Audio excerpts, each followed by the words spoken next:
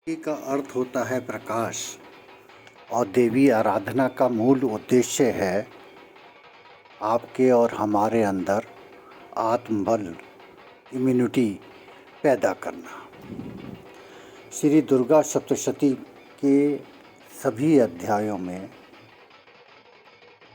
आत्मबल को महत्व दिया गया है। हम दो ही चीज़ें भगवान से प्रमुख रूप से चाहते हैं।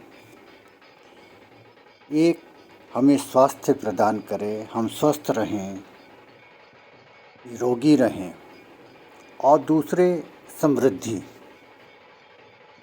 यदि आपका स्वास्थ्य सही नहीं है तो कितनी ही धन दौलत आपके पास हो वो बेकार है। और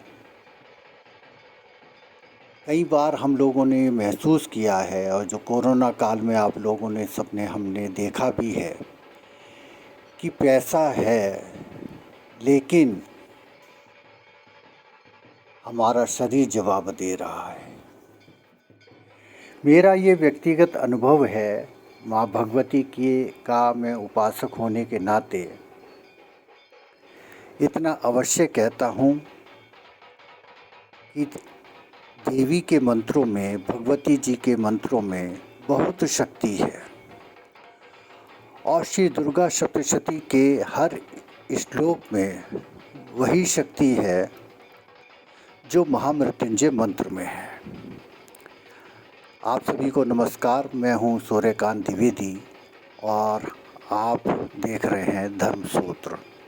आज हम देवी भगवती के मंत्रों और अध्यायों के माध्यम से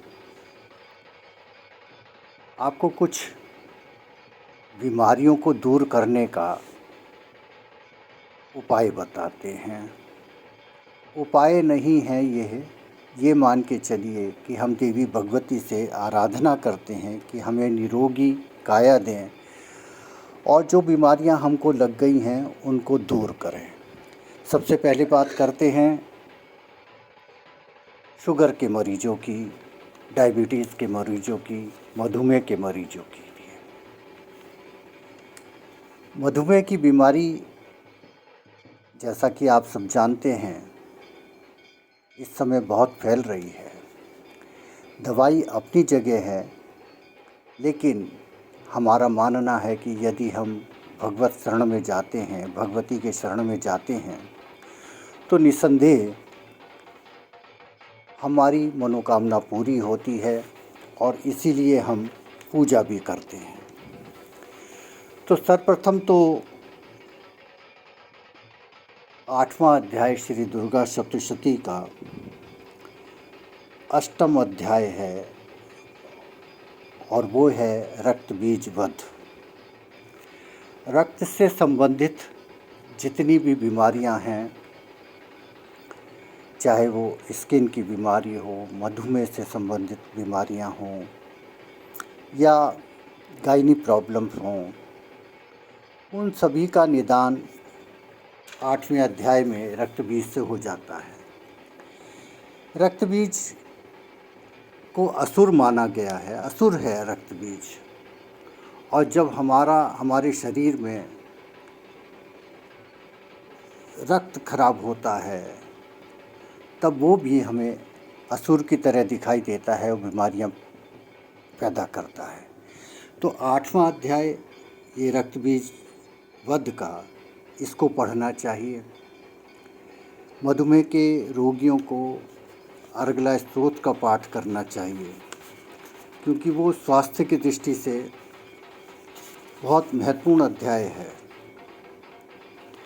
और उसका पाठ करने से सभी बीमारियों पर विजय प्राप्त कर सकते हैं। एक और मंत्र है, वो है सिद्ध कुंजिका स्तोत्र का। वो मंत्र है, नमस्ते रुद्र रूपिणे नमस्ते मधुमर्दिनी नमे कैटभारिणे नमस्ते महिषार्दिनी। एक लोटे में जल लेकर पाठ करें, भगवती का ध्यान करें, प्रार्थना करें और फिर उस जल के 3 छींटे पृथ्वी पर लगाते हुए देवी भगवती से प्रार्थना करते हुए मधुमेह के रोगी उस जल से ही दवाई जो भी डॉक्टर ने बताई है उसको ग्रहण कर लें।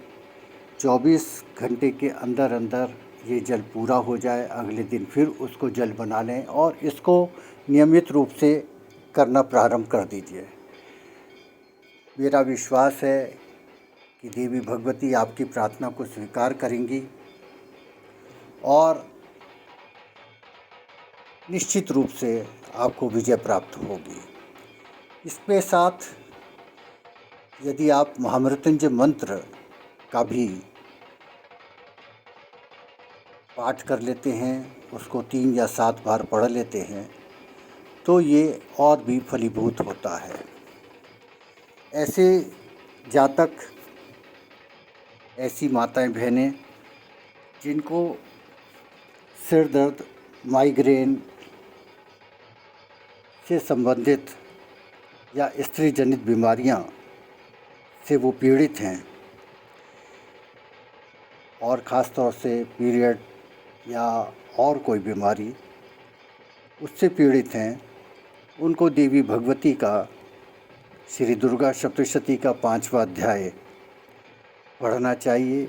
नियमित रूप से पढ़ें तो उसका निश्चित रूप से लाभ होगा।